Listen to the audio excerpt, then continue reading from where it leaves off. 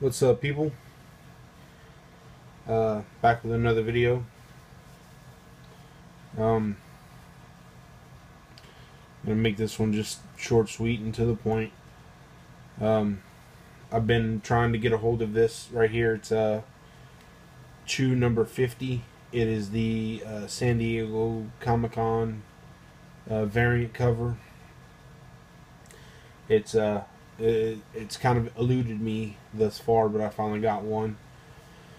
But watch, now that I got one, Rob's gonna bring a couple to the comic shop, my local comic shop. Just I know that's gonna happen, but you know I'll take as many of these as I can get.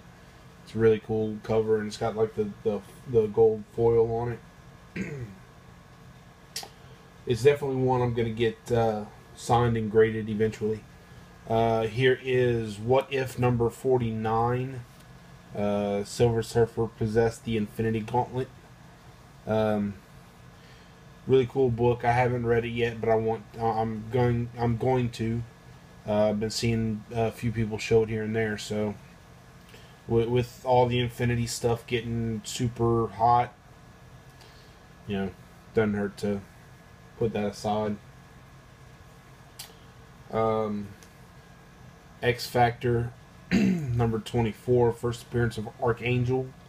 This is one that has been on my radar for quite some time, but I never really pulled the trigger on. So I finally got a nice high grade copy from the collection. I've seen this. I think Mercenaut showed it before, but this is non-player number 1. I saw it in someone's video, and it here we go. It caught my attention, so I went ahead and pulled it aside. I did get almost a full run of these books. So here is Star Wars number 8. First appearance of Jackson the Green Space Rabbit. This is one of it's kind of a lower grade, mid to lower grade, maybe a 4.0 or so. Not the greatest shape, but it's nice to finally have the majority of the Star Wars run now. But here is an extremely high grade copy of Star Wars number 68. Excuse me. I have, what is it, 48, which is the first Boba Fett in comics. I think that's the number on it. I have that one. I was really wanting to get this one, but I kind of was putting it off. And another one that I was really excited to get was 107, which is the final issue of the run. And this is another extremely high grade copy. This collection that keeps on giving, if you will, it's almost run its course. We are down to, I don't know, something like 2 shelves of 30 short boxes that we still need to bring from his house to my house. So almost done with the collection, but it helps. Bringing it over slowly helps me go through and pull what I want to keep. So it actually helps. I was able to find this Shade the Changing Man number 1, first appearance, and it's a fairly decent copy. It's not, you know, the highest grade, but pretty cool book.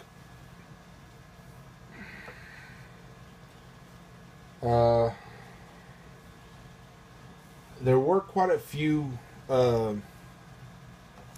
J. Scott Campbell variants that I was really excited to get my hands on, and this is one of them. Uncanny X-Force number 1, the variant for the J. Scott Campbell. And I mean, it's got Deadpool and Psylocke. What more could you want? And Wolverine. So, kind of hits all the markers. Here is one I was really happy to get a hold of. Warlock, #1. Color's a bit faded on it, but other than that, the book is really nice and sharp.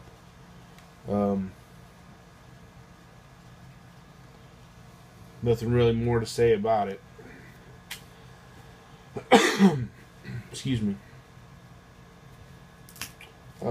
Next up is Wonder Woman 184. The nice Adam Hughes cover. The one that everybody's been showing off recently. So I finally got a nice high grade copy of this one.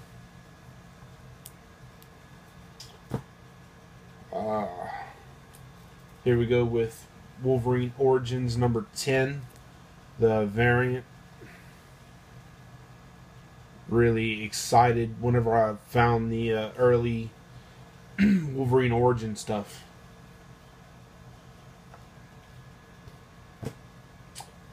Next up is Tech Jacket #1. This has the preview for Invincible. So I recognized the cover and I put it aside, and I had to look it up to see what was special about the issue. So I was surprised it was the Invincible preview. Here's one that I was kind of thinking about looking for, but never really had any real interest in it. But Rat Queens #1. I was really excited when I saw it in the box. It was just one of those books that I knew it was popular. I just never really kind of decided I wasn't really going to go after it. So, yeah. And there was also a lot of variants, as you've seen. And this is one I was really excited that was in there. Amazing Spider-Man #4. The variant for the first Silk. I've seen a couple of people on Facebook, on the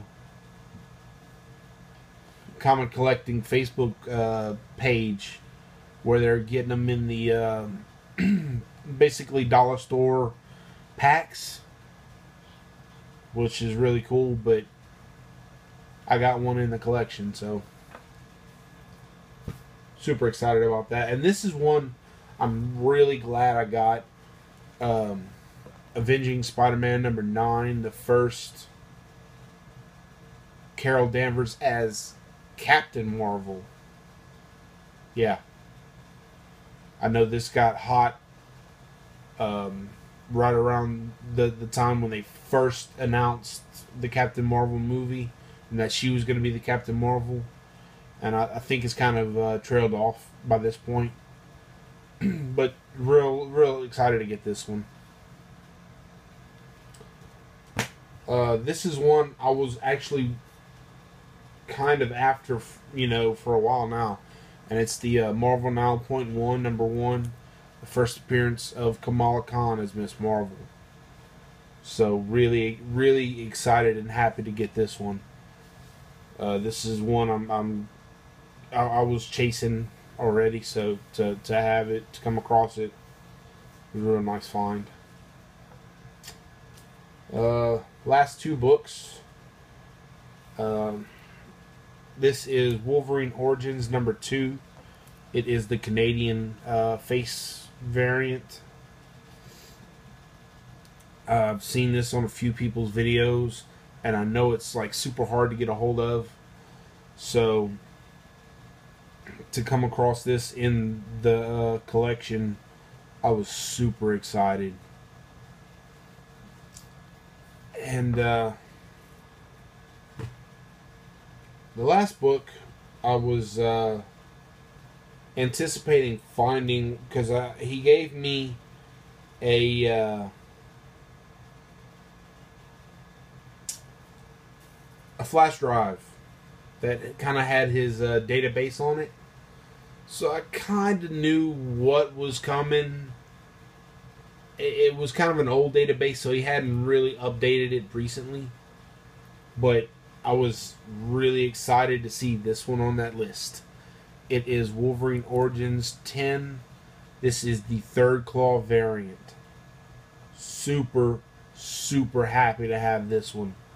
I know how rare it is, and I know how expensive it is. So to have this in the collection it just blows me away. It's another one of those books that I just was super excited to see. Just like the What If Venom Possessed Deadpool kind of book. You know, it's one of those rare variants that you see every now and then, but you never really think you're gonna own.